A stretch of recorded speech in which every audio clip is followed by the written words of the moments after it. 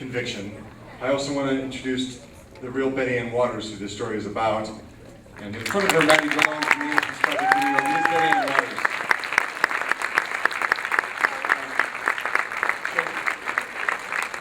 Thank you so much. And Maddie DeLone, the executive director of the Innocence Project, and Marissa Ware. Marissa is head of the Pennsylvania Innocence Project. Yep.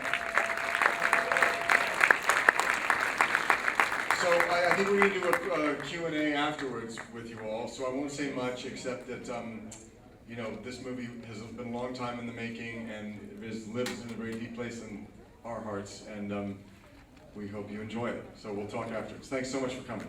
Thank you.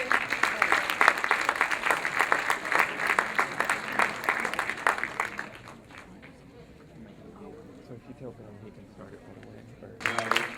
Will be coordinated.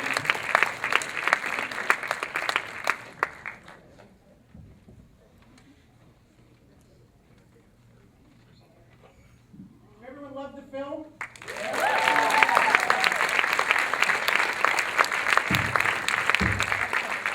We're thrilled to have it as part of the Philadelphia Film Festival. We're even more excited to be able to do this very special preview presentation of it tonight with the director, Tony Goldwyn, one of the lead actors, Sam Rockwell, and of course the subject, Betty Ann Waters, here to say hello. And Gary Kramer's going to lead the conversation tonight.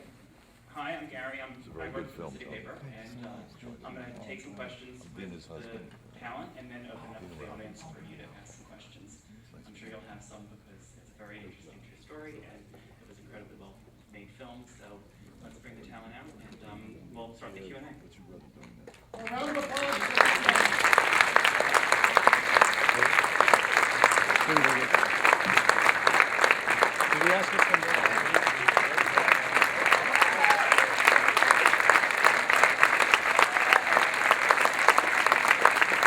Thank you.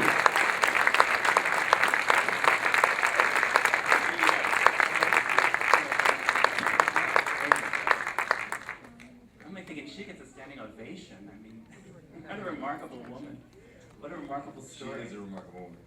Why don't we start with just asking Betty Ann how this film portrayed your story and how accurate it was in terms of what you went through and how the whole project came to be. Well, to start with how it came to be, it started the day my brother was released from prison. I thought it would be in the paper that day and gone the next. He was the 83rd person released at that time through DNA testing, and now there's been 258. But my phone never stopped ringing for months. It just rang constantly, and my brother Kenny would answer the phone, and he would say, "You're doing a movie." And I'm like, "No, I don't think so." He said, "Oh yeah." So I realized that I had to find somebody I could trust to do the movie, otherwise it wouldn't look like it did look, because it is accurate, very, very accurate.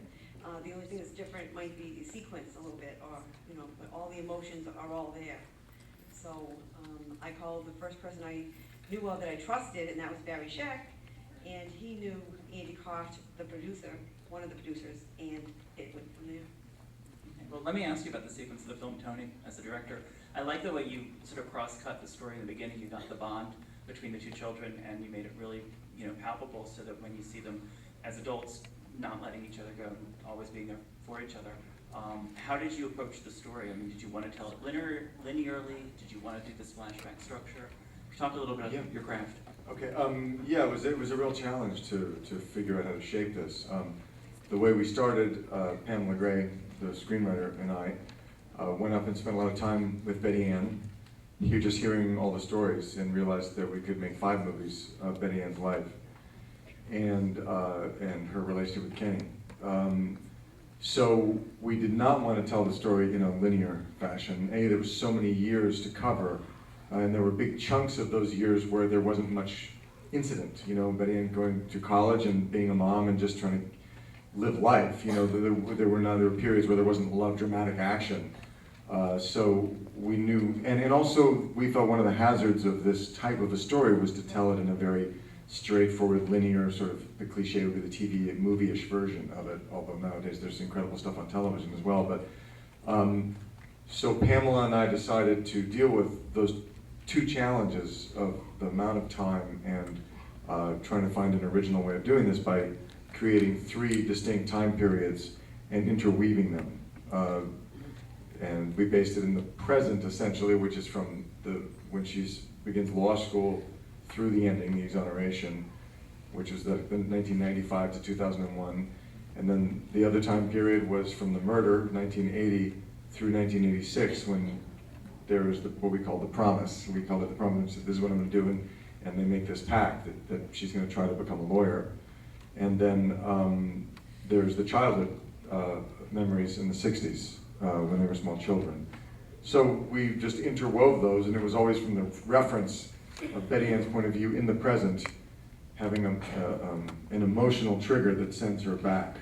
Yeah, because it's edited in a way that you really get the connection between the 3 different time periods. Right, and I very much wanted to do it without, using drastically different film stocks and not to tee up here comes a flashback, or to have, subtitles 1982 or something, which I dislike and felt would be not in the spirit of how we wanted to tell this story.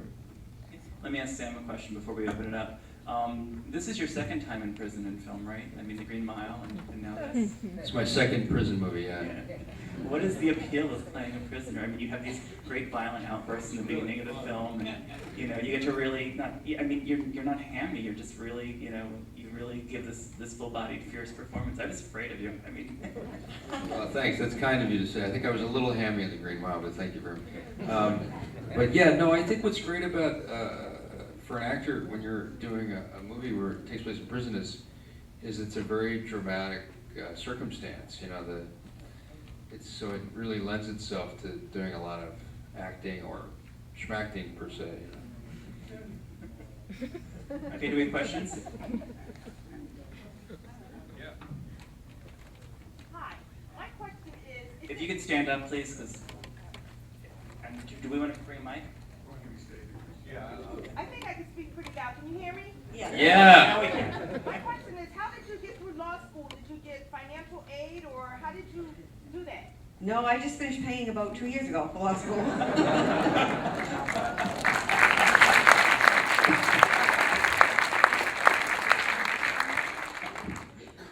Yeah, over here. Well, my brother, as you saw on the screen, did not have a lot of good luck. And unfortunately, he lived for 6 months after his freedom. It was the most incredible 6 months of his entire life, though. He loved every single day. But he had an accident, and he fell and hurt his head, and he died of a brain injury. But the good part is that he died free. And he was with his friends and family and not in prison. Sir, you had a question? Yeah, I was just wondering where the movie was shot. We shot it primarily in Michigan. It's obviously set outside of Boston and in Massachusetts and environs, which we shot a few days in the autumn, so I could get some footage, some aerial shots of Boston and some scenic shots in the actual town of Ayer where Betty Ann and Kenny grew up. But it was all second unit with a very small crew. And then Michigan offers a tremendously generous tax incentive, which actually enabled us to make the movie. We couldn't afford it to make it otherwise. So we ended up doing it out near Ann Arbor, Michigan.